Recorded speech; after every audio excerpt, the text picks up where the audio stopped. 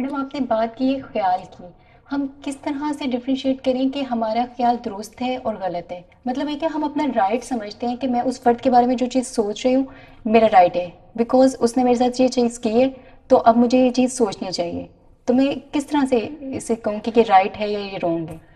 آپ نے بشرا بڑی اچھی بات کی ہے.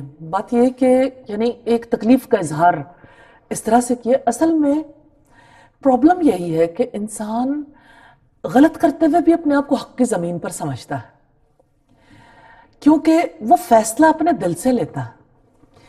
جو دل کو اچھا لگے وہ اچھا ہے، جو دل کو برا لگے وہ برا ہے. بات یہ ہے کہ کسی کے بارے میں کوئی ایسا خیال دل کے اندر چھپا کے رکھنا جس کا وہ اظہار بھی نہیں کر پاتا، اور اگر اظہار کرے تو وہ تانا بنتا ہے، اور اگر پیچھے پیچھے کرے تو وہ غیبت بنتی ہے. تو ایسا خیال اگر وہ دل کے اندر چھپا کے رکھتا ہے تو یہ سوء ظن ہے، یہ برا گمان ہے. جو بھی برا خیال کسی کے بارے میں انسان اپنے دل میں رکھتا ہے پھر اسے سوچتا رہتا ہے، تو یہ اس کا رائٹ نہیں ہے، یہ اس کا حق نہیں ہے.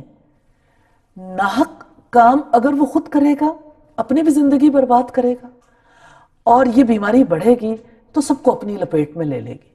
تو پہچان اس کی یہی ہے کہ خیال ناحق ہو، یعنی کسی کے بارے میں برا خیال ہو. اگر خیال برا ہے، اتنی بات تو ایک بچے کو بھی پتہ چلتی ہے کہ میں نے کسی کے بارے میں برا سوچا یا اچھا.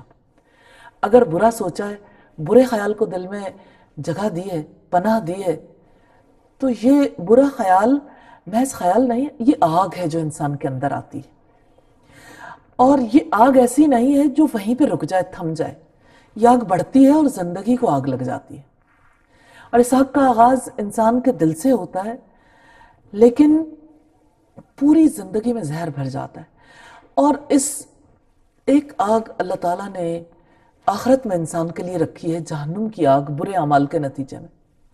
لیکن سچی بات یہ ہے کہ بدگمانی کی وجہ سے جو آگ انسان کے دل کو لگتی ہے، انسان کی زندگی دنیا میں ہی جہنم بن جاتی ہے. اس وجہ سے منفی خیالات، برے خیالات کے بارے میں جان لیں کہ کسی کے بارے میں برا سوچنا ہمارا حق نہیں ہے. ہم اس کو اپنے دل میں بھی نہیں رکھ سکتے، اگرچہ اسے کوئی نہیں دیکھتا لیکن رب دیکھتا ہے، وہ جانتا ہے.